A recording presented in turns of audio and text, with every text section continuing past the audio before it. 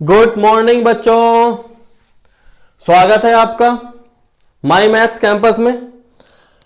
प्यारे बच्चों, आज हम पढ़ रहे हैं क्लास 12th का पहला चैप्टर रिलेशन एंड फंक्शन। इसकी पिछली वीडियो में मैंने आपको चैप्टर 1 के एक्सरसाइज 1.1 के क्वेश्चन नंबर 1 के 2 पार्ट मैंने आपको करा दिए थे। आज हम करेंगे क्वेश्चन 1 का तीसरा पार्ट।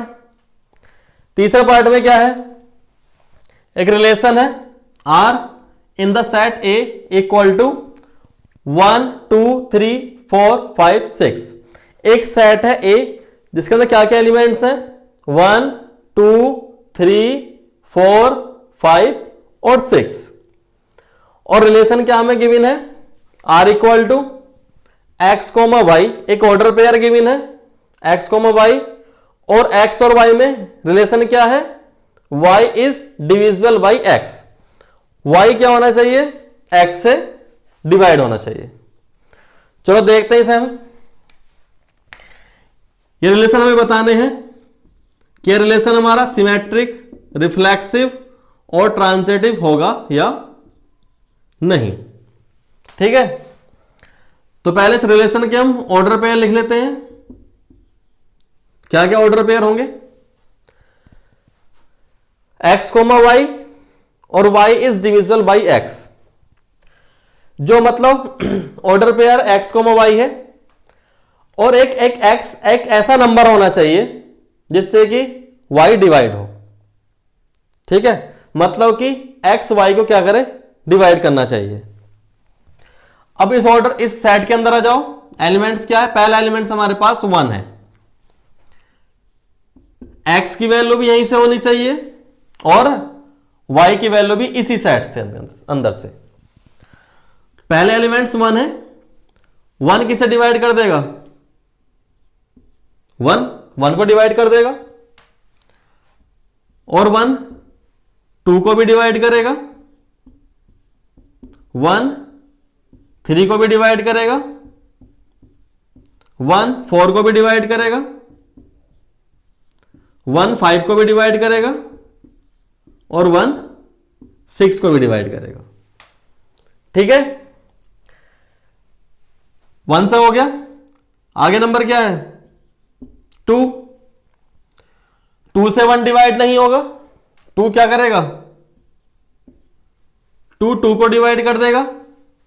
2 से 3 डिवाइड नहीं होगा, 2 4 को डिवाइड करेगा, 2, 4।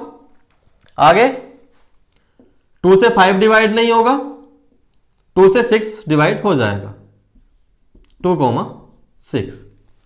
क्लियर, 1 हो गया, 2 हो गया। आगे क्या है 3 को डिवाइड कर देगा। ठीक है, 3 से 4 डिवाइड नहीं होगा, 3 से 5 डिवाइड नहीं होगा, 3 किसे डिवाइड कर देगा, 6 को। आगे आ जाओ 4 को डिवाइड करेगा, 4 5 को डिवाइड नहीं कर सकता, 4 6 को डिवाइड नहीं करेगा। आगे क्या नंबर आ जाओ, फिर 5 पे आ जाओ। 5 को डिवाइड करेगा, 5 से 6 डिवाइड नहीं होगा। आगे क्या आ गया, फिर 6, सिर्फ 6 को डिवाइड कर सकता है। ठीक है, ये हमारा रिलेशन हो गया। जैसे हमारे रिलेशन के अंदर ये ऑर्डर पेयर होंगे। अब चेक करते हैं इसे। पहला रिलेशन क्या होता है, रिफ्लेक्सिव। रिफ्लेक्सिव रिलेशन क्या है कि जितने भी सेट्स के अंदर एलिमेंट होंगे, for all elements in A set ए, जितने भी सेट्स के अंदर एलिमेंट्स होंगे उन सब का डबल एट रिलेशन में होना चाहिए। यही तो है। अगर आपके सेट के अंदर 1 है तो रिलेशन में 1, 1 भी हो। सेट के अंदर 2 है तो रिलेशन में 2,2 भी हो। सेट के अंदर 3 है तो रिलेशन में 3,3 भी हो।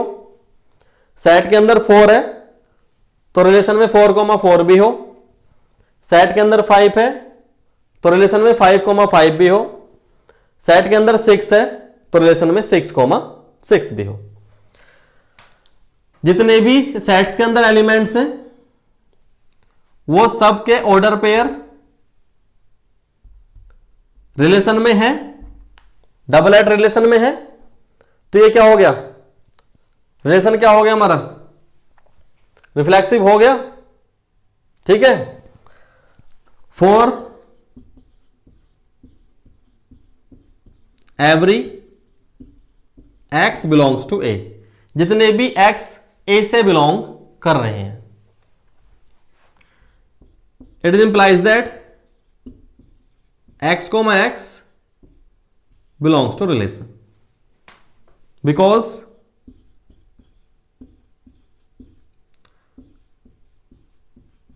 every number is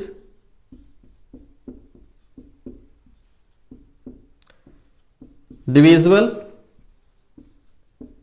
by itself। Her number क्या होगा, प्रत्येक number, every number is divisible by itself, मतलब कि हर नंबर अपने आप से डिवाइड होता है। ठीक है, जितने भी एक्स सेट के अंदर हैं, एक्स को मैक्स रिलेशन के अंदर है। ठीक है, रीजन मैंने लिख दिया क्योंकि हर नंबर अपने आप से डिवाइड होता है। तो ये क्या हो गया बच्चों, ये रिफ्लेक्सिव रिलेशन हो गया।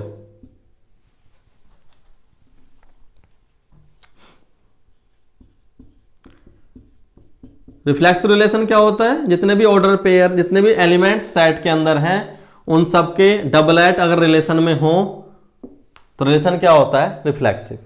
सेट के अंदर जितने भी एलिमेंट्स हैं, 1 है तो 1,1 भी है, 2 है तो 2,2 भी है, 3 है तो 3,3 भी है, 4 एलिमेंट्स है तो 4,4 भी है, 5 है तो 5,5 भी है, 6 है तो 6,6 भी है। ठीक है, तो ये क्या हो गया हमारा, रिफ्लेक्सिव रिलेशन हो गया। आगे देखते हैं दूसरा रिलेशन क्या बताया, हमें चेक करना है रिलेशन सिमेट्रिक है या नहीं है। सिमेट्रिक रिलेशन क्या होता है, अगर आपके रिलेशन के अंदर x, y रिलेशन में है तो उसका ऑपोजिट y, x भी रिलेशन में हो, यह होता है सिमेट्रिक रिलेशन। अब इसमें 1,1 का अपोजिट तो 1,1 ही होगा। 1,2 इसका अपोजिट क्या हो गया, 2,1। दोनों रिलेशन में है या नहीं है, 2,1 नहीं है, 1,2 बिलोंग्स टू रिलेशन। क्यों है, 2 is divisible by 1 but 2,1 not belongs to relation। 2,1 relation के अंदर नहीं है। क्यों नहीं है,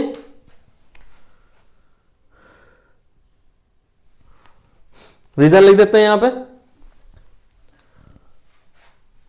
यहां पे मैं एक लाइन खींच देता हूं।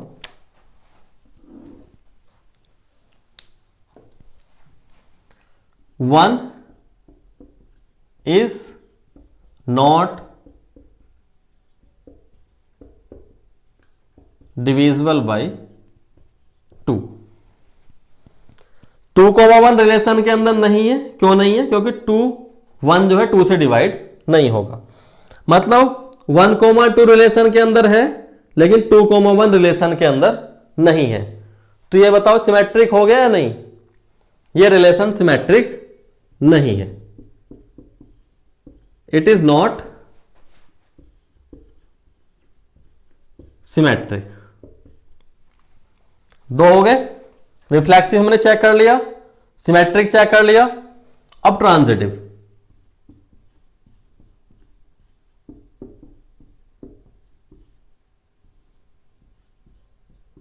ट्रांजिटिव रिलेशन क्या होता है कि अगर x कोमा y रिलेशन के अंदर है, y कोमा z रिलेशन के अंदर है, तो x कोमा z भी रिलेशन में हो।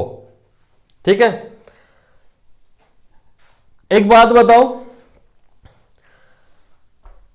अगर 1 2 को डिवाइड कर रहा है, बात समझना, 1 2 को डिवाइड कर रहा है और 2 4 को डिवाइड कर रहा है।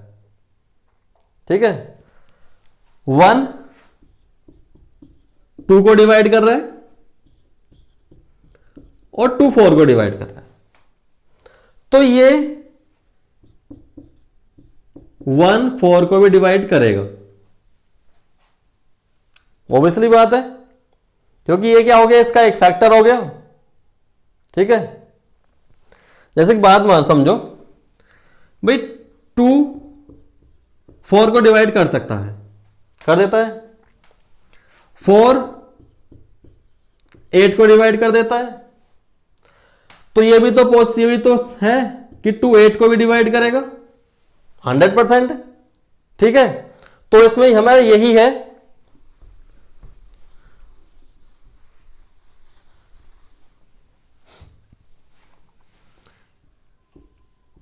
x, y belongs to relation and y, z belongs to relation। ठीक है, x, y रिलेशन के अंदर क्यों है,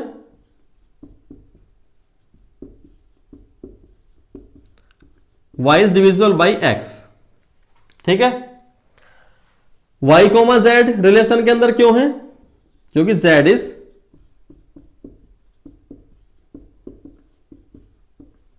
डिविजिबल बाई y।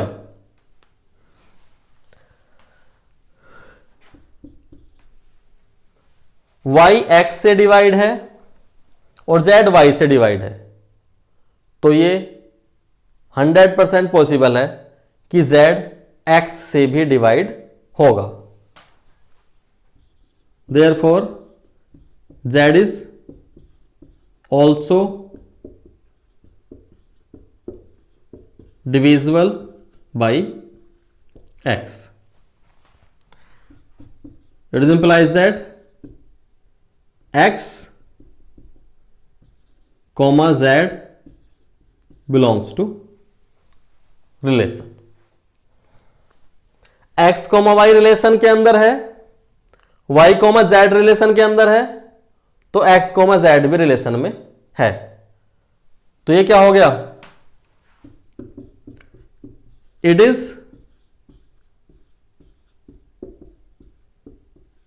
ट्रांजिटिव। बात क्लियर है, आपको समझ में आ गया होगा, नोट कर लो इसे। तो ये रिलेशन हमारा रिफ्लेक्सिव है, सिमेट्रिक नहीं है और ट्रांजिटिव भी है।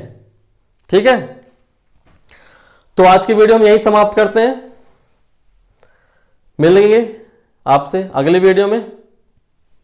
जय हिंद।